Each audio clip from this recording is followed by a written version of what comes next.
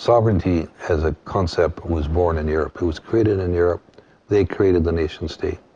The Europeans invented it. And through the colonial empire, they went globally, and then they passed the sovereignty notion on to the rest of the world. The Europeans have thrown sovereignty out the window. Well, the Canadian Council of Chief Executives is an organization whose members essentially are the 150 CEOs of Canada's largest corporations. I think we've seen the concept of national sovereignty eroded in a whole variety of ways. And while it's an important concept, it's compromised by the Geneva Convention. It's compromised by every treaty that any country enters into. It's compromised by the Charter of the United Nations. It's compromised by the human rights laws. I think we need to be a little bit mature about the concept of sovereignty. I find it amusing when people put sovereignty as in a kind of crystal jar and say, well, this is the ultimate. Sovereignty is the ability of a country to act in its own best interests in accordance with international law and its commitments to other countries.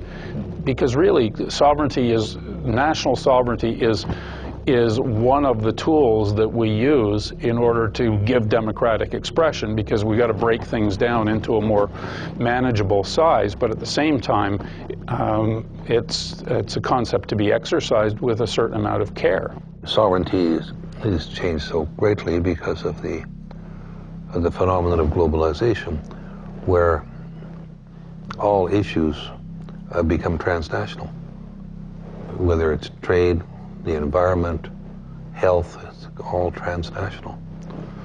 And so sovereignty has to be understood in a very different way. And at the heart of sovereignty, you have the absolute requirement for deep international cooperation.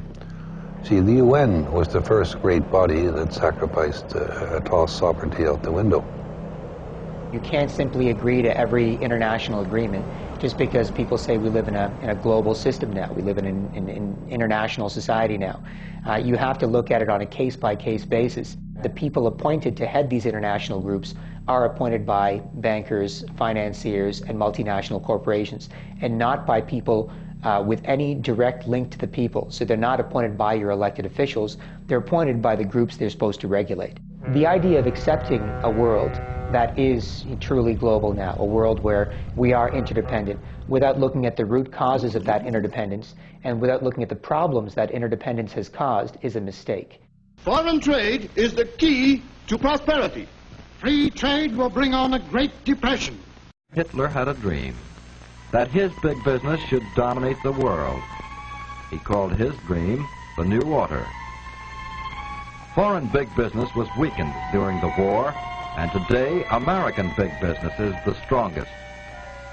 And they have a dream to dominate the world. This was not a natural occurrence, and just because we do live in a global interdependent world right now doesn't mean that we shouldn't take steps to mitigate that and to reduce our interdependence so we can be independent and we can independently decide what we want for our futures. Canadians are saying no to the North American Union, no to the SPP, and yes to Canada's sovereignty. There are people who equate sovereignty with shutting down the borders, with not collaborating with neighbors, but I think they've got it backwards. I think sovereignty means how do you strengthen the nation? How do you ensure that the people in a nation have access to health care and to food and prosperity and to security? And if that's the definition, then maybe the best way to approach that is to open it up, not to close it down.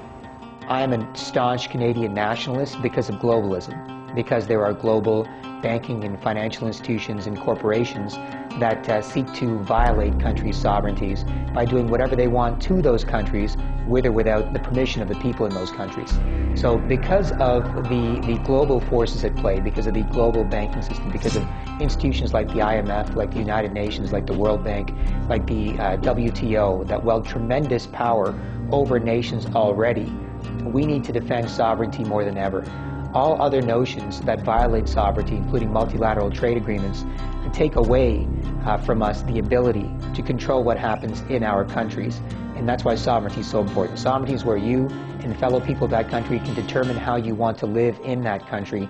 And without sovereignty, you can't.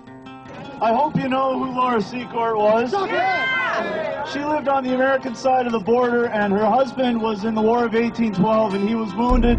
So she was looking after him when a couple American soldiers busted into her house, forced her to belay them, and the American soldiers didn't know how potent our beer was, so they got a little loopy. And they started talking about their plans to invade Canada. And she overheard this, and she ran 30 kilometers, climbed the Niagara Escarpment, collapsed in front of the Indians, and told John Fitzgerald about the plan to annex Canada.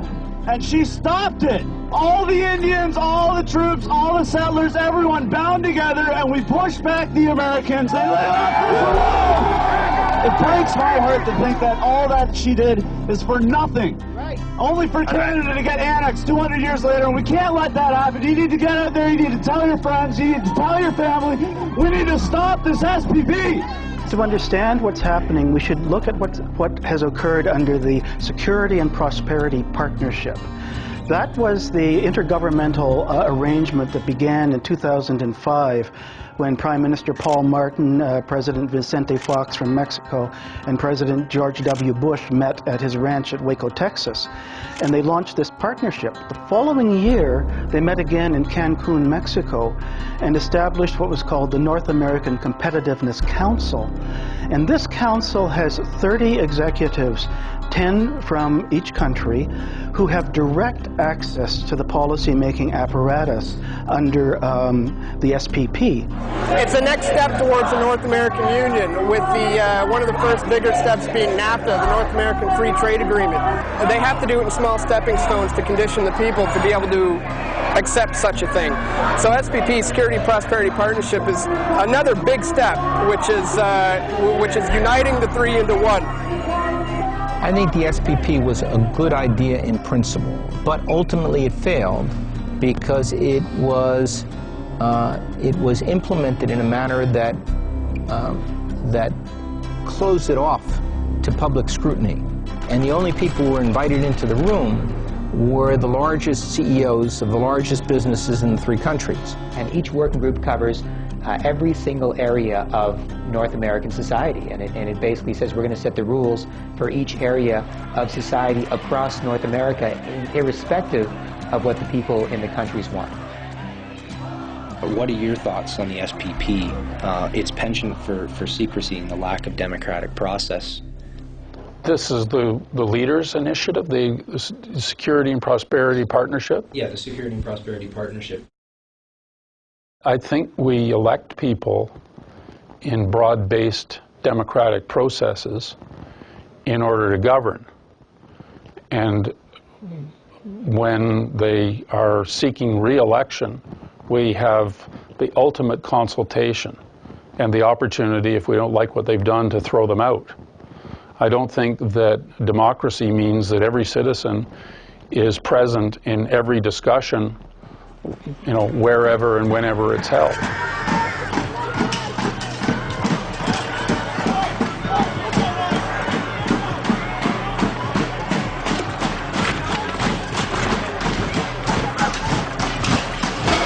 This is the destruction of Canada, what's going on right now. Look behind me. This is the end of it. The end of our sovereignty is what's happening. How do you feel about the protest? I love that these people showed up, and I fear that things are going to get out of hand. Look at these guys. This is out of control. When did our police turn into these guys? Is this too much police for a protest like this? This is the militarization of our police, and here's proof right here. This is the death of Canada, which is happening right now. Our sovereignty is in trouble. What happened in Montebello was the people in 2007, in August, in Montebello, Quebec, were fed up with this 2.5-year-old trade deal going forward and merging every aspect of their society and harmonizing the regulations to the lowest possible standards according to what corporations want. They were sick and tired of the information not being given out to the public, not being openly shared, and of not being given any input into what was happening with respect to this massive trade deal. So they massed in Montebello what looked to be about 1,000, 1,500 protesters. There was a security perimeter around the meeting, and there was incredible police presence there.